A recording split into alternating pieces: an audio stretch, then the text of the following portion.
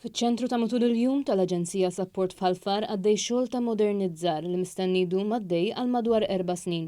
Dan il-proġett qed isir b'investiment ta' 700,000 euro.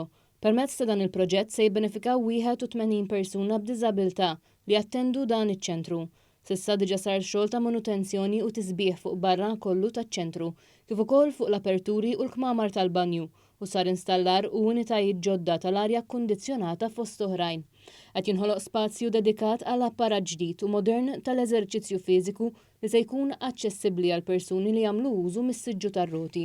Il-Kap Eżekuttiv tal-Aġenzija Support Oliver Scicluna enfasizza l-ħidma tal-Aġenzija mhux biss fl-iżvilupp ta' servizzi u programmi għal persuni b'diżabilità, iżda wkoll l-impenn tagħha sabiex tiżviluppa ambjent modern u aċċessibbli minn fejn toffri servizzi differenti. Qed isir modernizzar biex naraw li s-servizz li jkun qed jingħata lil persuni li jattendu ta' kuljum hawnhekk ikun servizz ta' kwalità fej il-persuna tkun tista' toħroġ hemm barra u tkun qed titgħallem ukoll independent living skills. Xi ħaġa li l-tranġar fil-post, li modernizzar fil-post ikun qed jikkumplementa wkoll il-xogħol li qed isir mis-support workers ġewwa iċ-ċentri tagħna. Il-Ministru responsabbli mill-Inklużjoni Giulia Farrugia Portelli qalet li dan il-proġett huwa xhieda oħra ħajja u b'konformità ma' determinazzjoni tal-Gvern li ma jieqaf qatt fil-ħidma persuni b'diżabilità. Qed naraw li din il-binja f'Ħalfar qed tkun qiegħda aġġornata u l-investimenti li se jara li l-infrastruttura ta' dan il-post tkun waħda aħjar, aċċessibbli u aktar imtejba